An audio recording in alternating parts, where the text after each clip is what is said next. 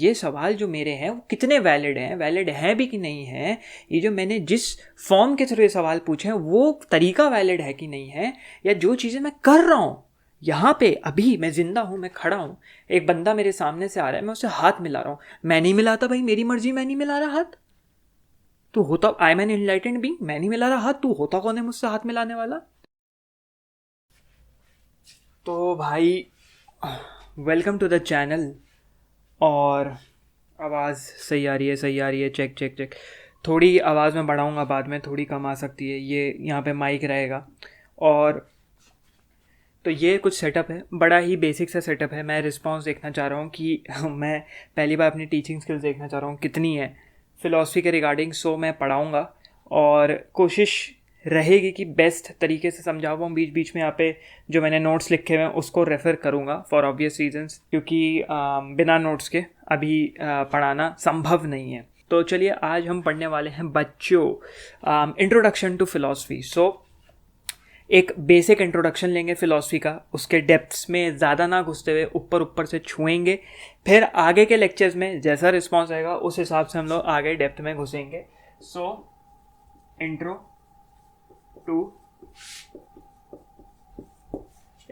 To phil which is introduction to philosophy. तो सबसे पहले फ़िलासफ़ी क्या है और फ़िलासफ़ी की हिस्ट्री क्या है, फ़िलासफ़ी की बैकग्राउंड क्या है, अगर उसके बारे में हम थोड़ा सा जानें तो फ़िलासफ़ी हमारे अर्ली ग्रीस से शुरू हो गई थी। और उसके बारे में मैं और बैकग्राउंड दूंगा। जब बुद्धिज़्म और जैनिज़्म अपने एशियन सब कॉन्टिनेंट में डेवलप हो रहा था, इंडिया में डेवलप हो रहा था, वहाँ पे ग्रीस में तुम्हारा फ़िलासफ़ी डेवलप हो रही थी।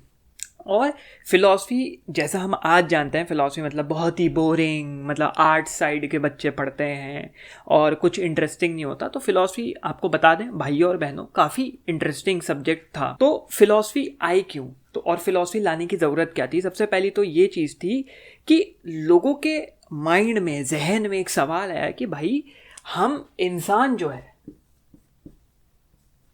ये पेन थोड़ा अटक अटक के चल रहा है सो समझ जाएंगे, ये इंसान जो है, ठीक है, ये हड्डियों से बना है, ये केमिकल से बना है, या फिर ये खून से बना है, जिस भी चीज़ से बना हुआ है, ये सिर्फ इतना नहीं हो सकता। अगर ये सिर्फ खून से बना हुआ है या ये सिर्फ मटीरियलिस्टिक चीज़ों से बना है, या फिर जब लोगों को पता लगा कि ये ब्रेन है, ब्रेन जो है इंसान के फंक्शंस को कंट्रोल करता है या जो भी है, तो फिर हम अपने कंट्रोल में है कि नहीं है? Do we have a free will? क्या हम एक रोबोट हैं? क्या हम एक मटेरियलिस्टिक चीज़ हैं, या हमारी एक सोल भी है?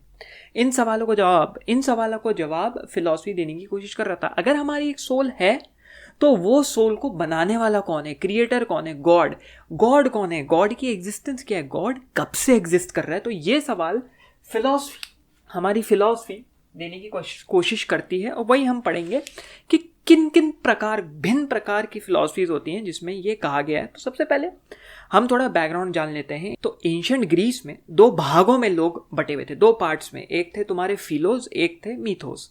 फिलोज जो थे वो साइंस यूज़ करते थे भाई, मतलब रीजनिंग यूज़ करते थे, एक्सपेरिमेंट्स यूज़ करके तुमको कोई चीज़ सामने तुम्हारे समक्ष रखते थे। और एक तरफ थे तुम्हारे मीथोस जो स्टोरी टेलिंग करते थे, जो मतलब तुम समझ रहे हो स्टोरी टेलिंग जैसे फिलॉसफी में आज की डेट पे होता है। हम लोग जैसे तुमको यूट्यूब वीडियो देख रहे हो किसी तुम्हारे फेवरेट क्रिएटर का, वो तुम्हारा फेवरेट, तुम उस वीडियो में तुमको देखने में मज़ा आ रहा है, तुम इंगेज हो, क्यों? क्योंकि वो एक स्टोरी टेलिंग कर रहा है। तो दो भागों में, ये हमने समझ लिया कि दो भागों में डिवाइडेड थे तुम्हारे। एक थे फिलोस और मीथोस, ठीक है। तो फिलोस तुम्हारे यूज कर रहे थे साइंस, फिलोस साइंस यूज कर रहे थे, और मीथोस तुम्हारे यूज कर रहे थे स्टोरी टेलिंग, ठीक है। जो आज की डेट पे, आज की जनरेशन फिलोसफी को नॉर्मली ये मानती है, स्टोरी टेलिंग। तो पहले क्या था, फिलोसफी कोई वर्ड था नहीं, फिलोसफी अपने में कोई वर्ड था नहीं। पहले जो टर्म था उसका नाम था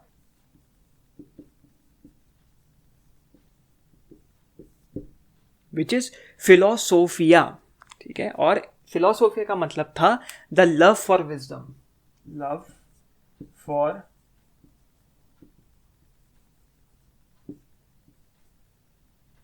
दिल और तीर। तो लव फॉर विजडम था जो फिलोसोफिया था। बाद में इसको डेवलप कर दिया गया तुम्हारा फिलोसफी, बाद में ये बन गई फिलॉसफी। और फिलॉसफी क्या थी? फिलॉसफी था the academic study of anything. सब कुछ भैया, सब कुछ पढ़ेंगे हम, जो चीज़ हमारे सामने आ रही है हम सब कुछ पढ़ना शुरू कर देंगे, उसको बोलने लग गए फिलॉसफी। तो फिलॉसफिया था जिसको बोलते थे द लव फॉर विजडम, जो कि बन गया बाद में philosophy, the academic study of anything. अब यहाँ पे भैया आई एक संकट, और वो काफ़ी बड़ी संकट थी। और वो संकट क्या थी मैं मिटा दे रहा हूँ। अगर तुम लोग नोट्स बना रहे हो तो बना सकते हो, वरना मैं एक कोशिश करूँगा वर्ड डॉक्यूमेंट के थ्रू नोट्स दे दूँ। अगर तुम बनाओ तो ज़्यादा अच्छा है। बट एक संकट ये आई कि भैया देखो ऐसा है, कुछ चीज़ें हैं जो हम लोग वेगली नहीं बोल सकते। भाई गॉड एग्जिस्ट करता ही नहीं करता है, कुछ कहते हैं हाँ, कुछ कहते हैं नहीं। अब भैया दोनों जो गुट हैं उनमें लड़ाई होने लग गई। एक कह रहा है कि भैया गॉड एग्जिस्ट करते हैं, एक कह रहा है भैया गॉड एग्जिस्ट नहीं करते हैं। अब किसकी सुने? अब जो है यहाँ पे ऐसे ही बहुत चीज़ों में लड़ाई होने लग गई। हाँ ये ऐसे होता है, ये ऐसे होता है, ये मैग्नेट है इससे मेटल अट्रैक्ट होता है, एक बंदा कह रहा है जी वुड अट्रैक्ट होता है। तो ये चीज़ तो पहले मैग्नेट नहीं होते थे ना, पहले पत्थर, मैग्नेटिक पत्थर जो होते हैं, एक कह रहा है जी मेटल अट्रैक्ट होता है, आयरन अट्रैक्ट होता है, एक कह रहा है कि भैया वुड अट्रैक्ट होता है। अब उसको प्रूफ करना है, ठीक है, उसके ऊपर ऐसे रिलाई नहीं कर सकते, उसको हमको प्रूफ करके दिखाना है। तो जो है जो भी studies which were relating to empirical elements started to be known as science। ठीक है, ये टर्म याद रखना, empirical elements, उसको भैया साइंस बोल जाए। empirical elements का मतलब क्या होता है? empirical elements का मतलब होता है वो चीजें, वो एलिमेंट्स जो प्रैक्टिकल एग्जाम्पल और एक्सपेरिमेंट्स के ऊपर बेस्ड होती हैं। प्रैक्टिकल एग्जाम्पल और एक्सपेरिमेंट्स, उनको बोला जाता है एम्पेरिकल एलिमेंट्स। तो इसको बोलने लग गए साइंस, और तुम्हारा फिलॉसफी रह गया सिर्फ अ वे ऑफ थिंकिंग। क्वेश्चन, सवाल, छोटे मोटे सवाल नहीं, बड़े बड़े सवाल कि भैया सुसाइड करना सही है या गलत, गॉड एग्जिस्ट और नॉट, अगर मैं ये काम कर रहा हूँ वो सही है या नहीं है, क्या मेरे अंदर सोल है, मरने के बाद क्या होगा। अब भैया इतने विभिन्न प्रकार के सवाल जब तुम्हारे पास आ रहे हैं तो उसको मतलब समझ लो अंदर पूरा गोबर हो जाता है, दिमाग में गोबर हो जाता है। तो उसको समझने के लिए भैया कुछ तो करना पड़ेगा, क्या करें। अब जो है उसको समझने के लिए 4 पार्ट्स में फिलॉसफी को डिवाइड कर दिया, ठीक है।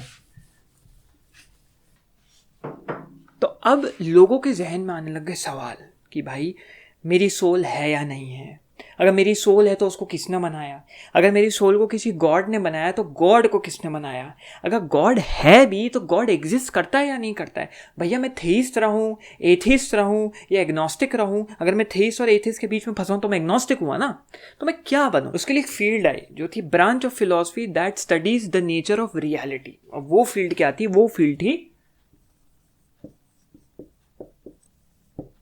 मेटाफिजिक्स।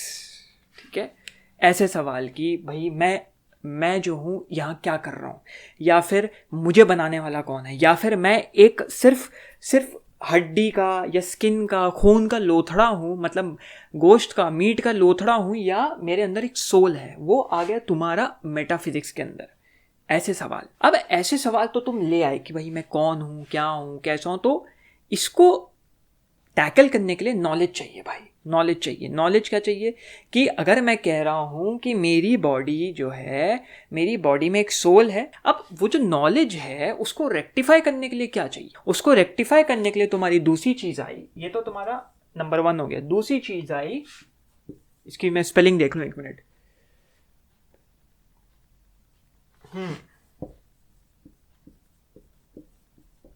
एपिस्टोमोलॉजी। एपिस्टोमोलॉजी जो है स्कोप ऑफ नॉलेज को वेरीफाई करने के लिए, या जो नॉलेज है, समझ लो तुम नॉलेज की नॉलेज के ऊपर एक और नॉलेज कि भाई ये नॉलेज जो है वो कैसे आई, उसकी नॉलेज, उसकी स्टडी को एपिस्टोमोलॉजी में डिवाइड कर दिया। ठीक है, अब जो है तुमने सवाल पूछने शुरू करे। अब तुम्हारे जहन में ये आया, ठीक है मैंने सवाल पूछ लिया, ठीक है मेटाफिजिक्स यूज़ कर ली मैंने, एपिस्टोमोलॉजी यूज़ कर ली। अब मेरे को क्या है ये जानना है कि जो मैं सवाल पूछ रहा हूँ ये सही है कि नहीं है। ठीक है, ये सवाल जो मेरे हैं वो कितने वैलिड हैं भी कि नहीं है, ये जो मैंने जिस फॉर्म के थ्रू ये सवाल पूछे हैं वो तरीका वैलिड है कि नहीं है, या जो चीज़ें मैं कर रहा हूँ यहाँ पे अभी मैं जिंदा हूँ, मैं खड़ा हूँ, एक बंदा मेरे सामने से आ रहा है, मैं उससे हाथ मिला रहा हूँ, मैं नहीं मिलाता भाई, मेरी मर्जी, मैं नहीं मिला रहा हाथ। तू होता, I am an enlightened being, मैं नहीं मिला रहा हाथ, तू होता कौन है मुझसे हाथ मिलाने वाला? तो वो चीज़ वैलिड है कि नहीं है, वो चीज़ सही है कि नहीं है, ठीक है? वो चीज़ें जो मैं सवाल पूछ रहा हूँ, मैं जवाब कर रहा हूँ, वो चीज़ों को कौन रेक्टिफाई करेगा, क्या चीज़ रेक्टिफाई करेगी? तो वो आ गया तुम्हारा number 3, which is value theory, ठीक है? वो है वैल्यू थ्योरी। तो ये जो वैल्यू थ्योरी थी वो एक्चुअली हमारे जो हम हरकतें कर रहे हैं उससे रिलेटेड थी, या हम असल में कर क्या रहे हैं, हमारे एक्शंस क्या हैं, और उसको और बाइफरकेट करने के लिए, उसको और डिवाइड, अच्छे से डिवाइड करने के लिए वैल्यू थ्योरी 2 पार्ट्स में डिवाइड होती है, ठीक है? सबसे पहला है एथिक्स, जो कि हमने बोला कि ये जो सामने से आ रहा है बंदा, मैं नहीं मिलाता हाथ भैया, मेरी मर्जी, मैं नहीं मिला रहा। तुम होते कौन हो कि मेरे को बोलने वाले कि भैया इससे हाथ मिला, मेरी मर्जी, मैं नहीं मिला रहा हाथ। या मैं जो हूँ अपने बाप को आप करके क्यों बात करूँ, अपनी माँ को आप करके बात, तुम तो आप ही करना भैया वरना सुध जाओगे, फिर बोलोगे कि फराज भाई ने बोला था। तुमको क्यों बात करनी है, क्या है, क्यों है, किस लिए है? तो इसकी स्टडी के लिए the study of human conduct, उसको बोल दिया गया एथिक्स। ये हो गया तुम्हारा ethics. The study of human conduct came to be known as ethics, ठीक है? अब यहाँ पे वैल्यू थ्योरी है, वैसे कोई खासी रिलेशन है नहीं। अब यहाँ पे जो हमने स्टोरी टेलिंग करी, मेटाफिजिक्स से लेके आपको पूरा, मेटाफिजिक्स से एपिस्टोमोलॉजी कैसे आ सकती है, एपिस्टोमोलॉजी से वैल्यू थ्योरी कैसे आ सकती है, वैल्यू थ्योरी से एथिक्स कैसे आ सकती है। अब वैल्यू थ्योरी का एक और पार्ट है जो कि है तुम्हारा एस्थेटिक्स। अब ये एस्थेटिक्स क्या है भैया? एस्थेटिक्स क्या है? जो एस्थेटिक्स पढ़ते हैं वो कहलाते हैं एस्थेटिशियंस, ठीक है? वो क्या कहते हैं? वो कहते हैं कि हर चीज़ की खूबसूरती है, there is a beauty in everything. और उनका ब्यूटी मतलब खूबसूरत, अट्रैक्टिव ब्यूटी से मतलब नहीं है, मतलब there is something beyond beauty, there is a specific kind of truth in something which is aesthetics. तो एस्थेटिक्स तुम्हारा आर्ट में, जो ये आर्ट वाले नहीं होते खड़े होके पेंटिंग को देख रहे हैं, म्यूजिक वाले, म्यूजिक तुमने मतलब सुना होगा, कुछ कलाकार होते हैं जो सिर्फ घूमते हैं, अच्छे म्यूजिशियंस को पकड़ते हैं, अच्छे आर्टिस्ट को पकड़ते हैं, अच्छा पेंटर कौन है, क्या है। तो एक एस्थेटिक ब्यूटी, जो कि बहुत कॉमनली यूज टर्म है। तो ये जो तुम्हारी ब्रांच ऑफ फिलॉसफी है, नेचर ऑफ ब्यूटी के बारे में बात करते हैं, जिसको बोलते हैं एस्थेटिक्स। अब जो है इन सब का तुम कह लो, ये हमने सब देख लिया कि फिलॉसफी में कितनी चीज़ें होती हैं। Number 1 metaphysics, number 2 epistemology, number 3 value theory, उसके बाद जो तुम्हारा वैल्यू थ्योरी में एथिक्स और एस्थेटिक्स। अब जो है, अब इन सब को तुमको कहीं उतारना है, कहीं लिखना है, किसी के सामने बोलना है। अब उसमें क्या होता है कि तुम कभी कभार क्या करते हो, गलती कर जा सकते हो, ठीक है? गलत बोल दोगे, ठीक है? ठीक से समझा नहीं पाओगे, कुछ ऐसा बोल दोगे कि सामने वाला बोलेगा, कल को तुमको पकड़ लेगा कि भैया तुमने तो ऐसा बोला था, ये तो ऐसा है। उससे काउंटर करने के लिए एक और आता है जो बहुत ही ज़्यादा मॉडर्न फिलॉसफी जिसको कह सकते हैं, वो हो गया तुम्हारा लॉजिक, ठीक है? लॉजिक एक तरह से वेपन है जो इन सारी चीज़ों को इनकम्पास करता है और तुमको एक, समझ लो, हथियार दे सकता है। It gives you a weapon that you can yield, which is logic. और लॉजिक तुमको जो है फैलेसी प्रूफ आर्ग्यूमेंट्स देने में की क्षमता देता है। फैलेसी प्रूफ आर्ग्यूमेंट मतलब क्या हो गया? फैलेसी क्या होती है? फ्लॉड रीजनिंग होती है जो तुम्हारे आर्ग्यूमेंट्स को वेग बना देगी। तो साइड में अगर तुमको कहीं पे लिखना है तो लिख सकते हो, अगर यहाँ पे जगह है लिख देता हूँ, 1 मिनट रुको।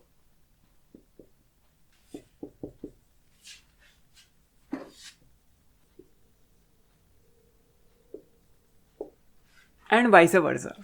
तो फैलेसी होता है तुम्हारा फ्लॉड आर्ग्यूमेंट्स और वेग रीजनिंग और वाइस वर्सा, ठीक है? वेग आर्ग्यूमेंट्स कर सकते हो, फ्लॉड रीजनिंग कर सकते हो, कोई फर्क नहीं पड़ता। तो ये जो है तुमको लॉजिक देता है कि जो तुम करो। तो आर्सेनल में सबसे इंपॉर्टेंट चीज़ होती है एक फिलोसोफर के, वो होती है लॉजिक। कि भैया लॉजिक यूज़ करके हम ठीक से कोई चीज़ तुम्हारे समक्ष रखें, ये नहीं कि कुछ गड़बड़ हो जाए। तो चलो यहाँ पे समराइज कर देते हैं। एंशिएंट ग्रीस में तुम्हारी आई थी फिलोस और मीथोस, ठीक है? फिलोस जो साइंस को पढ़ते थे और मीथोस तुम्हारी जो स्टोरी टेलिंग करते थे। अब जो है तुम्हारे इंट्रोडक्शन टू फिलॉसफी में हम आ जाते हैं कि भैया सवाल जवाब का जो सिलसिला शुरू हुआ उसमें तुम्हारी मेटाफिजिक्स आ जाती है कि भाई मैं क्या हूँ, कौन हूँ, किस लिए हूँ, और भगवान है नहीं है, मेरे को बनाने वाला कौन है, मेटाफिजिक्स में आ जाता है। एपिस्टोमोलॉजी फिर तुम्हारी आ जाती है, जो उस नॉलेज को रेक्टिफाई करने के लिए, रेक्टिफाई तो नहीं, उस नॉलेज को समझने के लिए एक और नॉलेज लगती है जिसको तुम बोल लो तो एपिस्टोमोलॉजी। फिर तुम्हारी तीसरी चीज़ आती है कि ये सब जो मैं कह रहा हूँ वो कितना सही है, कितना गलत है, किस तरीके से मेरे को अपने को प्रकट करना चाहिए पब्लिकली, या जो भी है अपने सामने से, पब्लिकली नहीं, खुद को खुद के सामने। एक एथिक है, तुम मूतोगे तो खड़े खड़े यहाँ नहीं मूत दोगे, टॉयलेट में जाके मूतोगे, तो वो आगे तुम्हारी एथिक्स के अंदर। और फिर तुम थोड़ा, ये अलग पार्ट हो जाता है एस्थेटिक्स, जिसमें तुम ब्यूटी को, खूबसूरती, किसी भी चीज़ की खूबसूरती which is beyond attractiveness, which is beyond attraction, more of truth about the specific thing. और लास्ट में आ जाता है तुम्हारा वेपन, ठीक है। To you know, when we encompass all of this, then comes a very beautiful weapon which is logic, जिससे तुम fallacy proof arguments दे सकते हो, ठीक है ना। तो ये हमारा लेक्चर 1 था फिलॉसफी का। और जो है अच्छा लगा हो तो कमेंट्स में ज़रूर बताना क्या अच्छा लगा, क्या गड़बड़ लगी, आवाज़ आ रही थी, नहीं आ रही थी। अभी देखो थोड़ा सेटअप ना ऐसे ही है, वेग सा सेटअप है, और इस सेटअप को ठीक करना है। ये मत समझना कि इसी सेटअप में हम बैठे रहेंगे, तुम बीच बीच में स्क्रीनशॉट ले सकते हो। होपफुली मैं नोट्स लूँगा, और मैं इस चैनल को लेके काफ़ी ज़्यादा सीरियस हूँ, क्योंकि ये करने में मेरे को अच्छा लगता है। पहला लेक्चर था, माफ़ कर देना यार, हो सकता है कुछ गलती कर दी हो, कुछ फ्लॉज हो, अगर मैंने कुछ गलत बोला हो तो कमेंट सेक्शन में बता देना मेरे को, अगर मेरी कोई गलती है, ठीक है। तो इस वीडियो को इतना ही रखते हैं, लेक्चर 1 था। आगे हम लोग नेक्स्ट वीडियो में, जो कि इंट्रोडक्शन टू फिलॉसफी पार्ट 2 होगा, उसमें हम मेटाफिजिक्स को टच करेंगे कि मेटाफिजिक्स में हम लोग और क्या क्या देख सकते हैं, क्या क्या होता है। थोड़ा सा मेटाफिजिक्स के इन डेप्थ घुसने की कोशिश करेंगे, या फिर फिलॉसफी के अंदर ही और घुसने की कोशिश करेंगे। तो जैसा आप बोले वैसा वीडियो आपके समक्ष रखा जाएगा, ठीक है। और यहाँ पर हम इसको एंड करते हैं, मिलते हैं आपसे किसी अगले वीडियो में। Thank you so much for watching.